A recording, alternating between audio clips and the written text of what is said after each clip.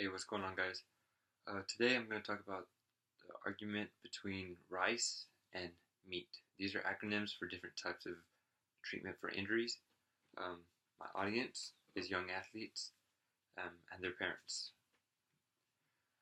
So, according to ultrasmartrunner.com, rice is the best treatment for athletic injuries. Rice is an acronym for rest, ice, compression, and elevation. The rest, of course, takes the strain off the injured foot. The ice helps with the swelling, slows the blood flow. Compression is going to tighten up the injured area and really constrict the blood flow going into the injured area, lowering the swelling, of course, decreasing the blood flow as well as the ice, helping with the inflammation.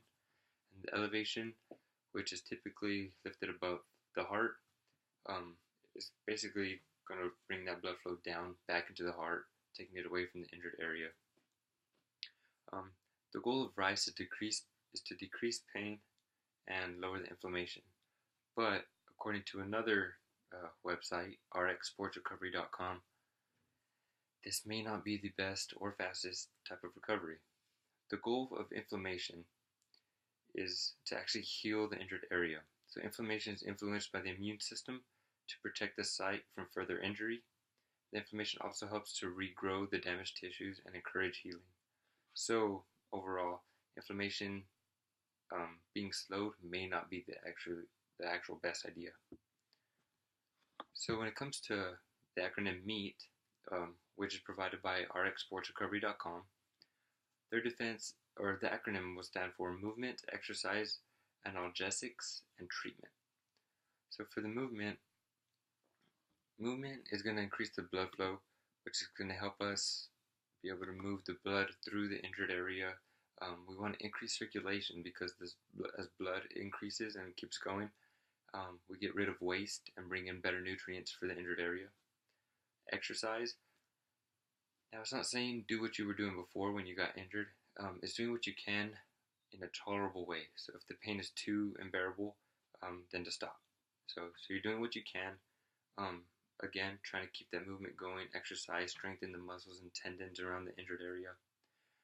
Analgesics are basically going to be NSAIDs, which are non-steroidal anti-inflammatory treatments, or anti-inflammatory drugs, such as ibuprofen, Advil, any kind of anti-inflammatory drug that you can get over the counter is perfect for this. This is going to help with the inflammation, but it doesn't completely take it away. It's non-steroidal, so it doesn't do any numbing, stuff like that. For treatment, it's basically what your doctor is prescribing. So it's staying active while also listening under the protocols or prescribed by the doctor. So treatment, if he's saying only do a certain amount of exercise per day, then you want to do that. You don't want to overdo it and then hurt yourself more. An example of an injury is actually Osgood-Schlatter disease, which is actually an overuse injury.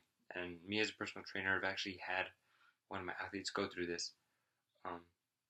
Upon my research, again with rxsportsrecovery.com, my method was to, of course, keep the exercise going because I knew with rest it would tighten up, his muscles would tighten up, and it'd just get worse.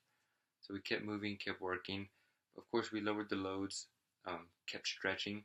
The stretching is going to open up and create elasticity in the muscles to help out, bring blood flow into the body, especially the injured area. So overall, it turns out meat is actually better than rice. There's arguments for both sides.